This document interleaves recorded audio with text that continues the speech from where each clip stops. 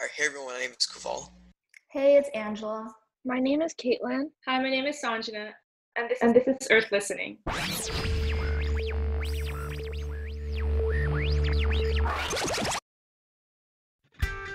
We are joined today by special guest, Mr. Deguchi, a math teacher at Gar High School located in Southern California.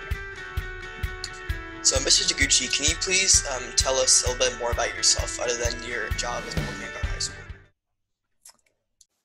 Sure. Yeah, so as it was stated before, I'm a teacher at Gar High School, a math teacher. But besides that, I would say I'm a pretty chill, relaxed person. Like to hang out with friends, family, and for hobbies, just like playing basketball or playing board games with my friends, or just having a good time. Yeah, those are a lot of good hobbies. So, seeing that you're a teacher, what was your first time teaching like? Okay, so first time teaching was probably in 2017. I was a teacher at Carmenita Middle School. Go Cougars. But it was, I would say at first it was really challenging because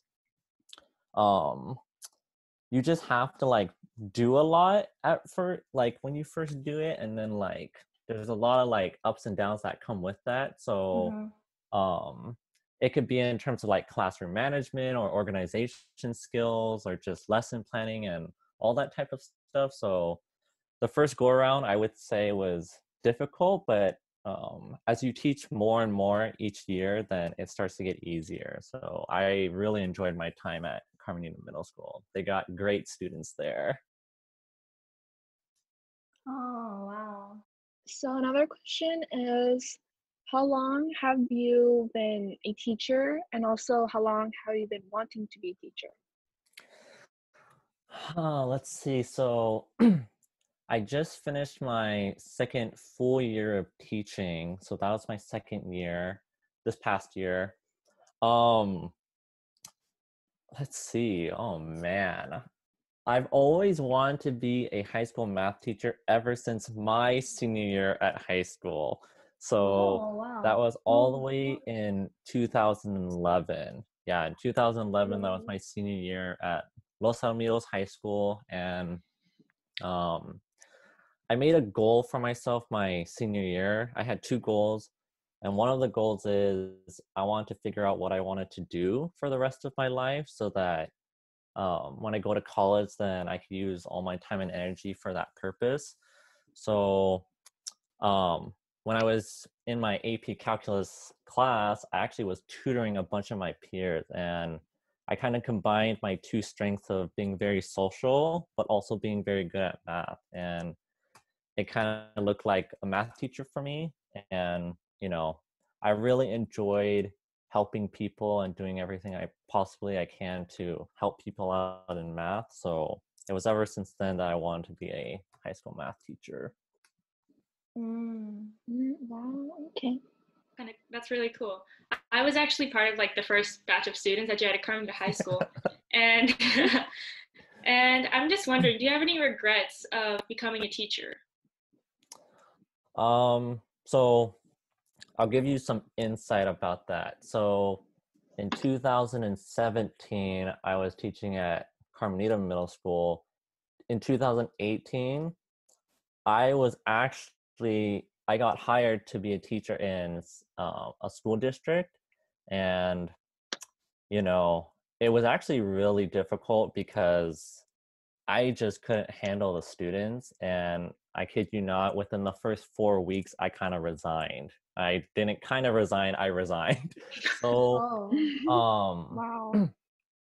yeah, so that really hit home for me because I think at that moment it was is this something that you really want to do? Or is this something that was just kind of I guess, a fluke or something? So, I was really struggling in terms of, was this career really for me? So it was a lot of deep thinking and all that type of stuff. But to answer your question, I don't think I regret ever in terms of becoming a teacher. My passion was always to not only teach math, but just to care on people and to care on students and, you know, make them feel like, you know, that they're special and that, you know, that they're special individuals and everyone matters. And I think that's the most important thing for a teacher for me. So I would say I don't have any regrets at all in terms of being a teacher. Oh, that's so That's sweet. good. Yeah. That's cool. It's really interesting. And Mr. Deguchi, what would you say would be like your greatest challenge when it comes to teaching at GAR? I think this is just something that's just general for me, but classroom management has always been a challenge for me because I think sometimes I just come across as too nice of a person and practically look like one of the students. So that also is a challenge in itself. But yeah, I think those aspects, but again, one of the hardest thing is what do you do when a student is going through a difficult time, and as a teacher you know that, so facilitating that is also really tricky because, you know, education is important, but, you know, by the end of the day we're all human beings and stuff, so how to help students not only like academically but like emotionally and physically and just mentally as well. So those challenges are always tough, but you know, it's something that I'm still constantly trying to think of how can I improve in that area so that, you know, I can make my students feel safe and everything. Right. Okay. Yeah, and that's like a really important aspect. Like, it really brings light like to how important teachers play in a role in students' lives. Like, not only do they teach students and like educate them academically wise, but also like be there as an adult, as a like a guidance or a person that the students can turn to. That's I think that's really important as well. Yeah. Yeah. So, okay, that's a little bit about like your teaching career and your like history in teaching. That's really cool that you wanted it ever since senior year. Like I know like a lot of high schoolers that like by senior year they still don't know what to do. It's probably gonna be me maybe. But yeah, that's really good that you like that since like almost like 9 years ago. So Yeah. about like the current time with like the pandemic, what would you say, like, what are you doing during this current pandemic? Anything special you're trying or anything?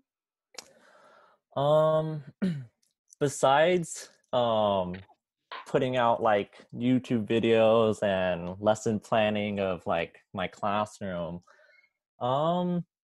I definitely find myself having a lot more free time than usual. Things that I have been doing, probably playing. I kind of removed myself from playing video games for in terms of teaching because that was where all my time was. So started playing more video games. Started using Zoom to play more games such as Code Names or Broken Telephone or Settlers of Catan, like different things where you can play online with. Other things that I have been doing, I've actually been reading the Bible with one of my friends, and we've been reading it every day. And it is. I'm not a reader, you guys, but oh man, it is tough reading, but it's actually really good. I have a consistent pattern with it, and other than that, it's just been a lot of just staying at home with my family and just, you know, trying to find things to just kind of fill up my time. I know like for students wise, with the pandemic, we have so much more free time in a sense. So as a teacher, would you say that you have like a lot more free time, or does like most of your time still go back to like planning, lesson planning and all that stuff? It was, well, I would say I would dedicate maybe like anywhere from 3 to 5 hours in terms of teaching, because, you know, with this pandemic, I was trying to really think of way how to have my live streams going and like different avenues like that. So, but yeah, so like in terms of free time and stuff, like usually a lot of time for teaching is like, you know, classroom management and like driving there and like, you know, spending time with students and whatnot. But then since this pandemic happened, it's like all that time that you spent like driving and helping out the students and whatnot, like that's pretty much went all into free time, right? So I would say that aspect about it. But you know, like everyone else, like it was stressful at moments and it was tough during some moments as well. That's for sure. Okay. So as a teacher, you have to, I guess, interact with students. So if you're facing a student who has a tough time in school, and not just in school, but also at home, in your way, how do you think you can interact or just connect with them?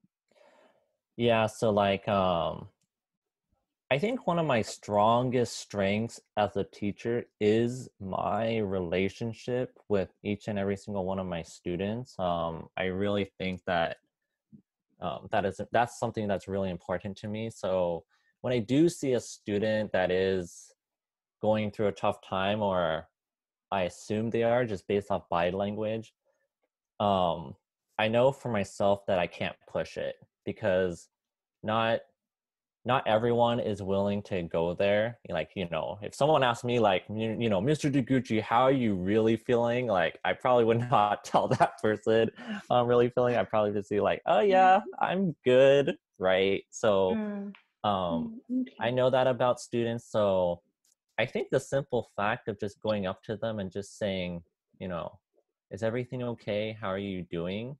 So that for the student, they know that I'm acknowledging like, oh, like he kind of recognizes me. And, you know, that might sound like a small thing, but for students, for them to recognize that their teacher like notices something's different about them, and if something is different about them, then it's like, you know, I think it goes a long way. And um another way on how I connect with students is to talk to them, um not only about math, but just, you know, how they're doing and what are their interests and what are things they're doing outside of school, what's like, you know, they're passionate about. Because I think that's another way for me to just, you know, connect with them and to just show them like, hey, I'm here for you besides the math side of it. Like, I'm here for you, you know, like to care for you and to really like try to like help you out with life. Okay. I have a quick question for you. Mm-hmm. As being students right now, we tend to think like teachers, we used to think like teachers don't really do much work compared to students. And when you were in high school, did you used to think that? And how has your opinion changed about it being a teacher? um yeah, that's pretty interesting because I think as a student, because okay, yeah, it's interesting because I am an actual teacher, but I'm not super far removed to the point where I don't understand where students are coming from either. So I remember when I was in high school, I would kind of look at my teacher and just be like, okay, honestly, okay, so remember, this is me as Matthew Deguchi, the student in high school. It was like, okay, you're my teacher, so your sole job is to just teach me. Like, that's the only thing that that teacher has to do, is just teach the subject. And that was my thinking, like, that's all a teacher has to do. As an actual teacher speaking now, there's so much more that goes into teaching, and I think I really appreciate the teaching job a lot more. Because just to give you guys insight, like teaching lessons and doing all that stuff, I think that's just second nature for a lot of teachers. Like, they probably don't have to plan a lot if they didn't want to, if they really had to teach something. But it's like all the time commitment in terms of doing all the lesson plans. It's probably one of the few jobs where you can actually take your home sorry, you can actually take your work home with you, like on the weekends and stuff. Whereas some other jobs, you just go from Monday to Friday and then that's it. And then when you go home, you don't have any work. or it's like responding to all the emails that are sending out from administration or parents, or classroom management stuff, organization, making sure your delivery to all the students is as clear as possible so that they understand it, or meetings and stuff. So there's a lot that goes into it, and I definitely appreciate the teaching job a lot more since being a teacher. Yeah, I would recognize like personally for me, before there were times where like I just thought teachers just taught like students, but then like recently these past years, and then especially like talking to you now, it really like sheds light that there's so much more that goes on behind the scenes. Like there are like just lesson planning, having dialogue between admin and parents, and like teachers really just work a lot. Like I know some of my teachers and other teachers, they go to school at like 5 or 6 in the morning and they don't leave until like 4, and they're just really hardworking people.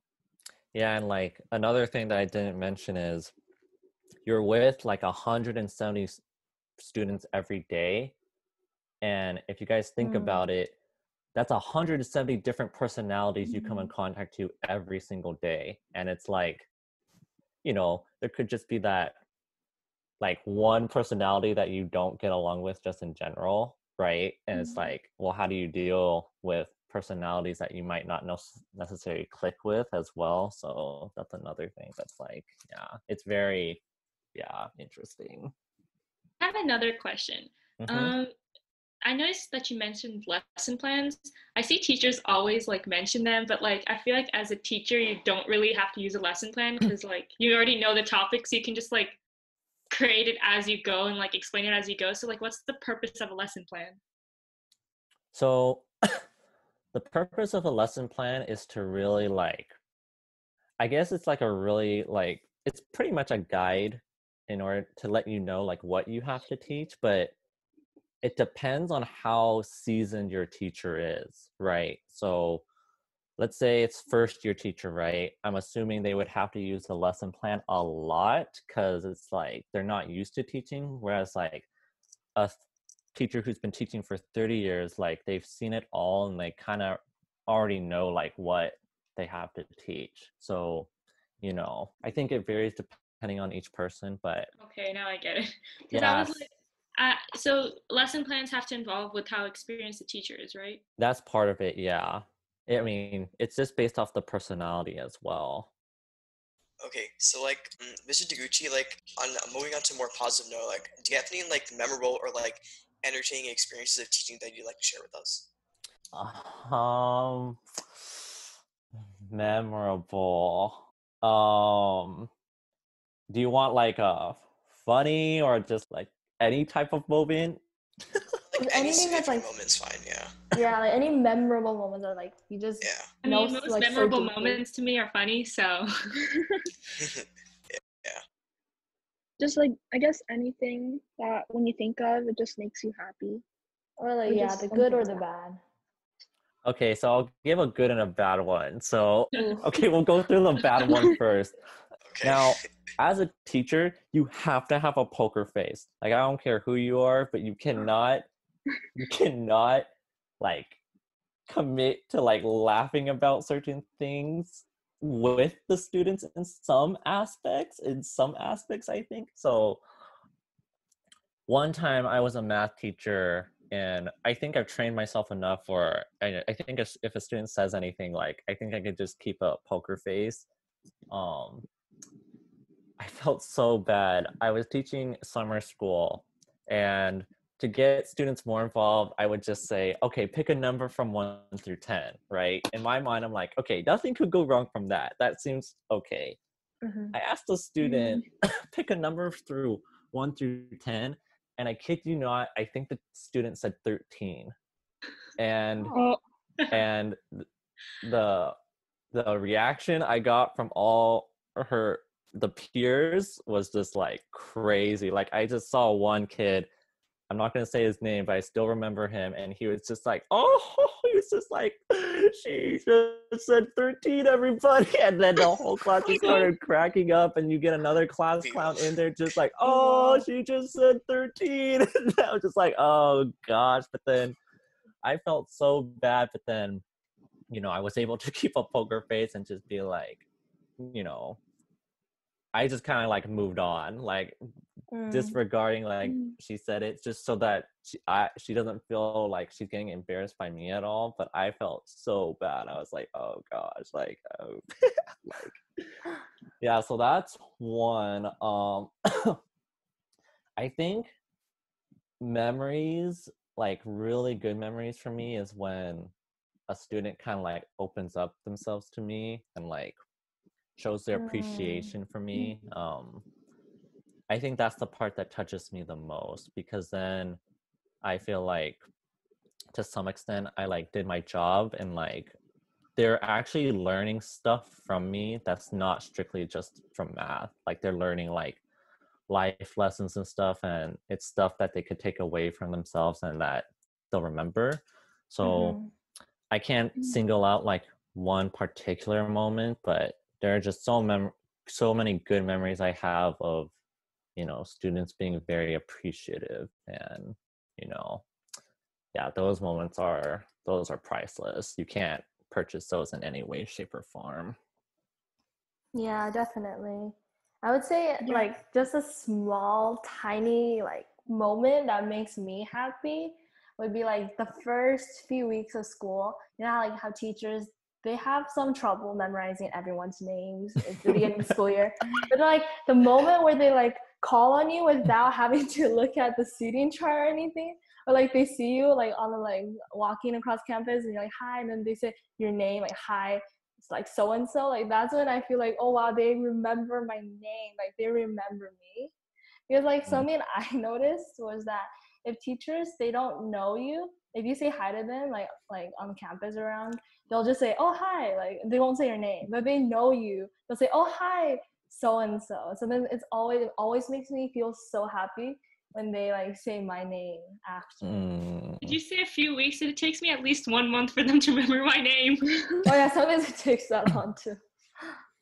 Yeah, so yeah, since I have such a high like relationship type mindset, like for me it's just like you got to get that done in the first week at maximum for me, like first week tops, because I know how important that is to a lot of students. Oh yeah, I remember. Yeah, when I was in your class, you told our class that you would memorize all of our names within the first week. I remember that too. Yeah, that impressed me. Yeah, is it Kaval? Kaval? Were you at Carmenita? No, I went to Ross actually. Okay, so Kaval, Carmenita, my first year of teaching, like as a first year teacher, you always, I don't know why, you always remember those students. And I kid you not, Kaval, like I still remember all these guys' names, like, and I don't like, you know, I'm not a creeper in the terms of like I don't look at the Carmenita middle school yearbook every day and like, oh my gosh, I have to remember the names. Like, it just sticks, and I think that's just a testament to it being my first year and how much fun it was. Oh, it's really interesting to see how like the teachers can memorize all those students' names, because I don't think we can do that. It's just like amazing to me. I feel like learning everybody's names is more like beneficial to a person than learning about like random moments in history and things like that. Oh, true, yes. But also, I think it's like really nice how you can just make those relationships with your students, because I just know that there might be just some teachers who might not care about the students and just their job, but like you in general, you genuinely care about the students and you want to talk with them, and you even want the students to open up to you. And I really think that's like really wholesome and precious. So yeah. Yeah, you know, I try to do my best. Do you have any funny moments from teaching? Specifically at Carmenita, because I went there, and a bunch of like 3 of us have went there. I can't, on the top of my head, I just can't think of it. I would only say like funny moments are just like the weird like just things that students say that I think sometimes deep down I like want to laugh with them, but at the same time it's just like I can't laugh with them because then my gosh, like a can of worms would just open up. But I can't specifically say like a pinpoint. I know my like when I was a student funny moments, but I don't think I had like a really like, oh my gosh, like laugh out loud like moment yet.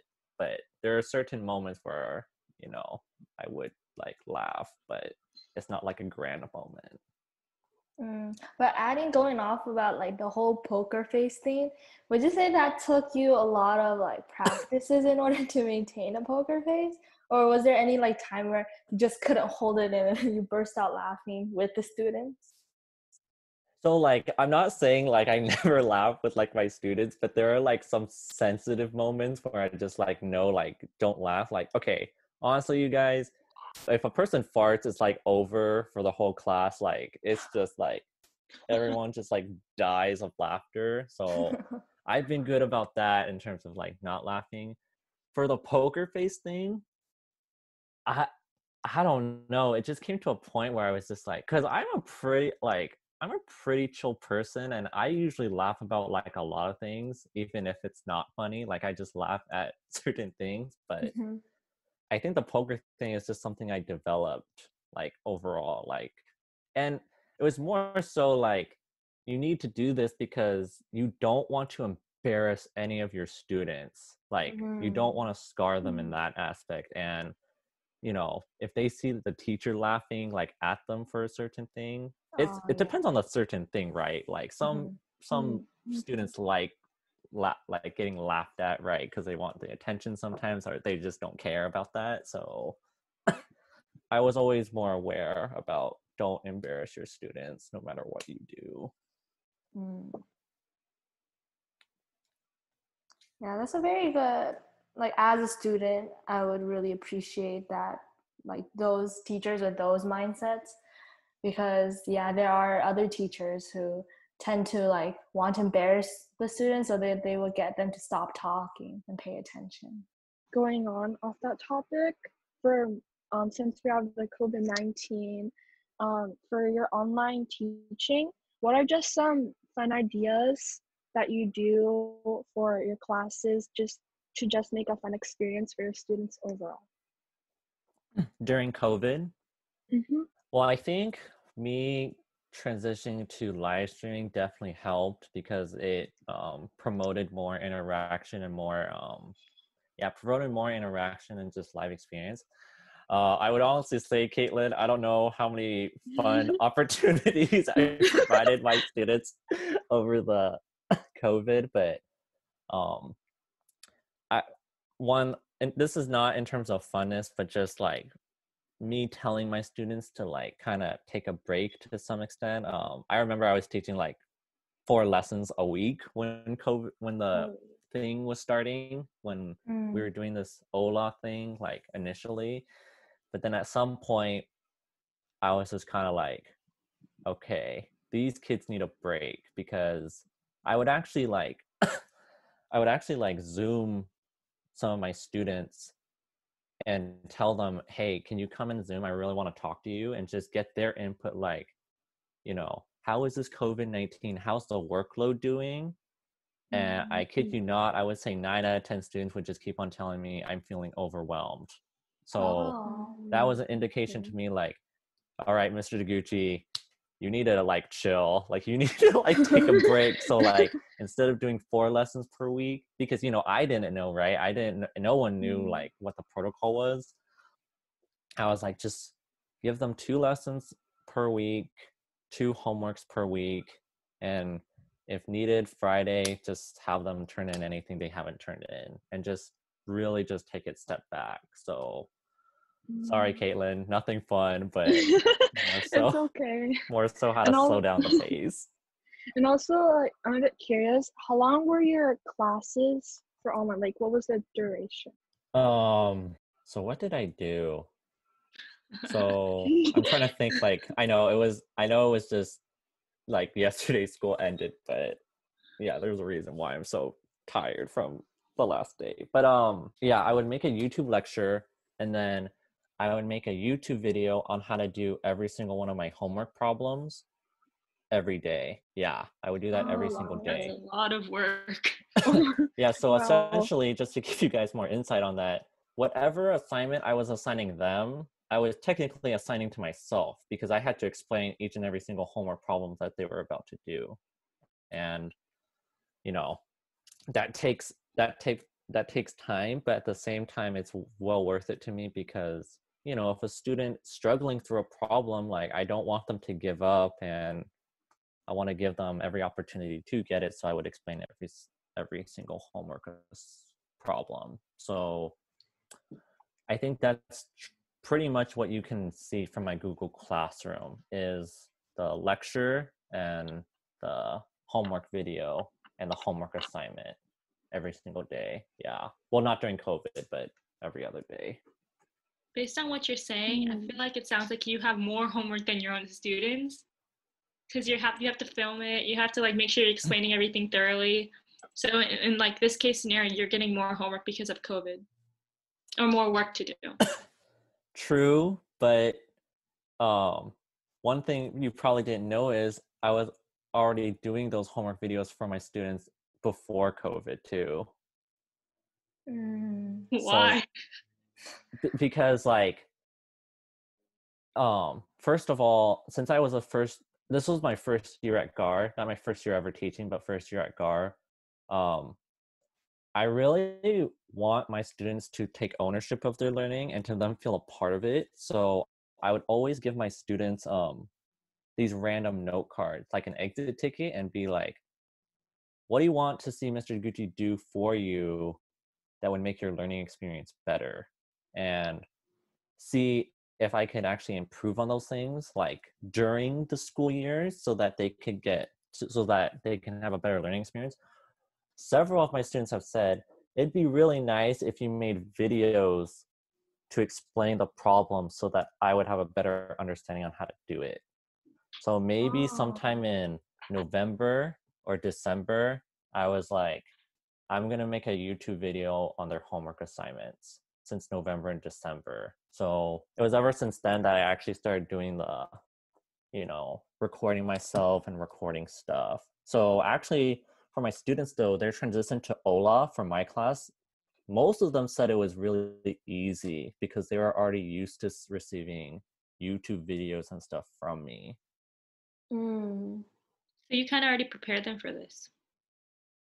Yeah, I like mean, a little indirectly. bit, but I'm not the one that started I mean, like you coronavirus. prepared them, like I didn't you sabotage them and be unintentionally like, prepared them to do homework from home or like work from home and learn from home. yeah, to some extent. And yeah, it's crazy how that really like worked out. Yeah. Like, so just to clarify, like for every single question you assign them, you always have a video for them? Yeah, so if there was 20 problems, Angela, I did 20 Uh-huh. problems and explained Oh each my gosh. problem. Wow. That is so much work. But that's real commitment right there. Wow. Yeah, and like again, it just came back to my teaching philosophy. Like, I want to show my kids, like, I'm here for you guys. Like, I'm here to fight for you guys. Like, it's not teacher versus students. It's like it's us together, and you can't tell students that. You gotta show them that, right? So I Mm-hmm. felt like whatever it took, like show them you actually care for them. I think it's also great that like you're doing every single problem on like a specific homework assignment or like any work related math problem because whenever when I was doing math homework, like a teacher will explain one question and then they just give me like a totally different question off of it and then I'm just having to reference that question that is based on like simple concepts and then I have to do it using like into more detail and more depth. Oh yeah, I agree. I relate. Yeah, well, that's tricky too in itself because you know if you're more like for honors students, I would say it's more so like you need to challenge them per se in terms of, okay, honestly, you need to challenge all students but you guys know that there's a difference between general and honors class, right? Like you guys know there's a difference between those classes. And when it's more of like the honors kids, there's just a different dynamic on how you have to approach like those students as opposed to general in terms of like the academic side of things, right? Just like one last question. So with the current pandemic, most people has turned to online learning. So from a teacher's point of view, do you think that's the like next norm? Like from now on, teaching will start to progress more and more to online learning? I would say it's really hard to say, like, especially during these times, I think it's really hard to say, like, if anything is for certain. Like, I have no idea still, and I've become accustomed to not knowing during this time because I was just like, you're just going to get more frustrated. Like, you want the answer, but obviously no one knows the answer. So, but me personally, I don't like Ola that much. Like, if I had to choose between, do you want an in-person versus an Ola experience, I would always choose the in-person because I think there's so much more fruit that come from in-person. First of all, interacting with other people. Secondly, and I think this is true for all subjects, I really think education and students being accountable for their learning has suffered a lot.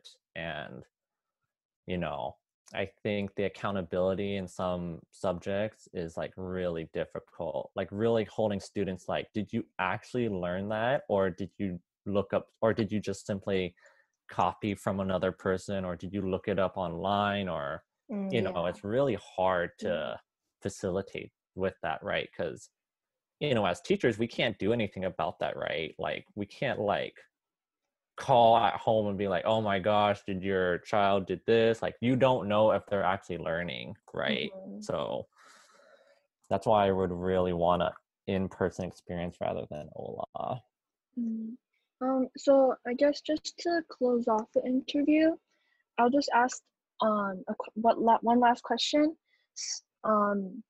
So basically, since you're a teacher, what do you want for your students in the future, and what advice could you give them for the years to come in their pathway that they want to go to?